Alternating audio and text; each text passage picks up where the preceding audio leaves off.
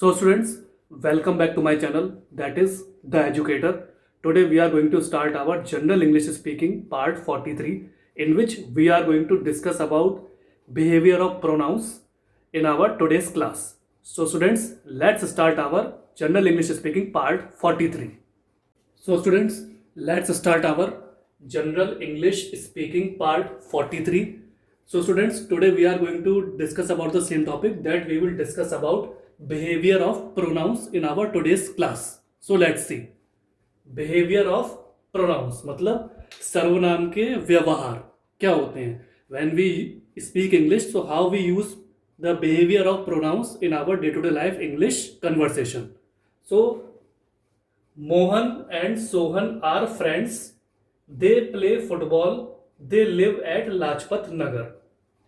So students, Mohan and Sohan, these are basically, it is a name of a person. So name of a male person. So basically they both are noun, and since they both are friends, okay. So Mohan and Sohan are friends. Mohan और सोहन एक दोस्त हैं, ठीक है. They play football, वे football खेलते हैं. It is a present type sentence. They live at Lajpat Nagar. So Lajpat Nagar is basically a noun because it is a name of a area, neighbourhood और colony etcetera in a city, ठीक है. तो they play football means वो football खेलते हैं. और दे live at Lajpat Nagar, वे लाजपत नगर में रहते हैं, ठीक है. तो Mohan and Sohan are friends, Mohan और सोहन दोस्त हैं.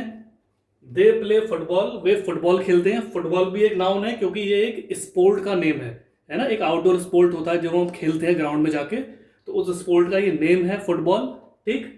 दे लिव एट लाजपत नगर, वे लाजपत नगर में रहते हैं, ठीक है. तो ये आपका एग्जाम्पल है जो मैंने पिछली क्लास में आपको पढ़ाया था. तो उस प्रोनाउन का ये एग्जाम्पल है जो मैं आज आपको पढ़ा रहा हूं, ठीक है. Mala and Gita are class fellows.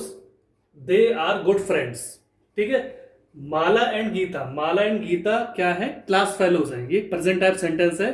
They both are class fellows. Class fellows कौन होते हैं? जो आपके सहयोगी, सहकारी, जो आपके साथ के सेम एज ग्रुप के लोग. जब आप क्लास में पढ़ते हो अपने साथ के, जो आपके फ्रेंड सर्कल होता है क्लास में, जो आपकी सेम एज ग्रुप के स्टूडेंट्स आपके साथ पढ़ते हैं, तो वो क्लास फेलोज कहलाते हैं, ठीक है. दे आर गुड फ्रेंड्स, वे बहुत अच्छे मित्र हैं. वे दोनों बहुत अच्छी मित्र हैं. So basically it is also a present type sentence. Mala and Gita, तो माला क्या है? It is a name of a person, female person. Mala and Gita, these are the names of a female person and they both are nouns, क्योंकि ये संज्ञा है, ठीक है. Are class fellows मतलब वे, माला और गीता जो है वो क्लास फेलोज है, मतलब साथ में पढ़ती हैं, सहकारी हैं, सहयोगी हैं, ठीक है. दे आर गुड फ्रेंड्स, वे लोग आपस में बहुत अच्छी मित्र हैं, ठीक है. तो दे आपका हो गया सर्वनाम, ठीक है. अब हम माला और गीता को बार बार तो यूज नहीं करेंगे, तो उनकी जगह हम they, he, she, it, they use करते हैं. तो they are good friends means वे दोनों बहुत अच्छी मित्र हैं. Mala and Gita class fellows, Mala और गीता आपस में क्लास फेलोज हैं, सहकारी सहयोगी हैं, क्लासमेट हैं, ठीक है. दे आर गुड फ्रेंड्स, वे लोग आपस में बहुत अच्छे मित्र हैं. तो ये दोनों आपके एग्जाम्पल्स हैं जो मैंने पिछली क्लास में आपको बिहेवियर ऑफ प्रोनाउन पढ़ाया था. तो उसमें क्या था, उसका ये आपका एग्जाम्पल है जो मैंने आज आपको एक्सप्लेन किया, ठीक. अब आगे बढ़ते हैं. Here the pronoun is plural. तो यहाँ पे क्या है कि जो आपका प्रोनाउन है, जो यहाँ पे आपका एग्जाम्पल से जो प्रोनाउन यानी सर्वनाम जो निकल के आ रही है वो प्लूरल है, मतलब वो बहुवचनीय है, ठीक है. तो दोनों एग्जाम्पल्स में जो भी आपके प्रोनाउन है तो वो आपके प्लूरल निकल के आ रहे हैं, मतलब बहुवचनीय निकल के आ रहे हैं, ठीक. But if these nouns joined by and refer to same person और thing, the pronoun used should be singular. Example, mister Arora, my friend and principal of the college, is known for his good behaviour, ठीक है. अब क्या होता है, but if these nouns joined by and refer to same person और thing, यदि यही जो आपके संज्ञाएं हैं जब इनको ज्वाइन करते हैं हम एंड के द्वारा, तो क्या होगा, ये रिफर करेंगी सेम पर्सन. तो ये सेम पर्सन यानी व्यक्ति को और वस्तुओं को रिप्रेजेंट यानी रिफर करेगा, ठीक है. The pronoun used should be singular.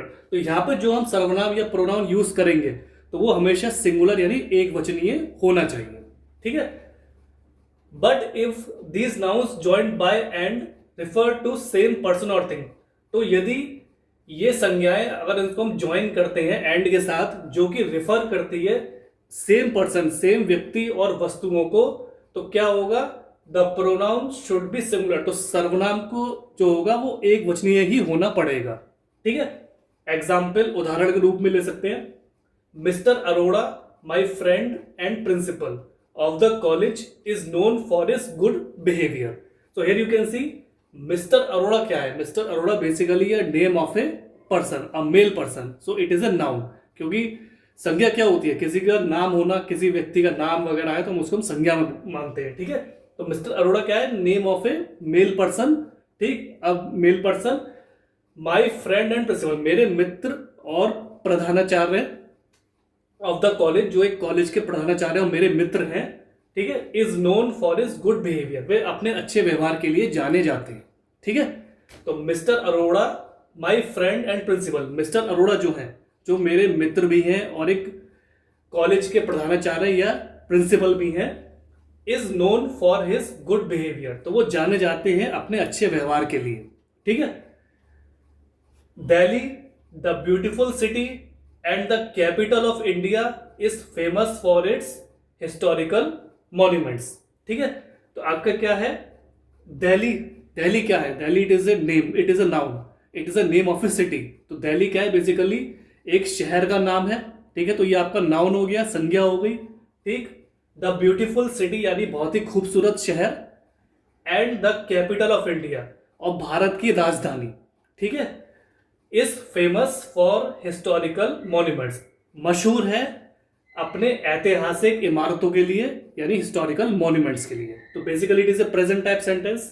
So Delhi the beautiful city and the capital of India, Delhi जो कि बहुत खूबसूरत शहर है और भारत की राजधानी है, is famous for its historical monuments, इसलिए ये मशहूर है अपनी ऐतिहासिक इमारतों के लिए, यानी famous for its historical monuments. ठीक है, तो ये आपका हो गया एग्जाम्पल।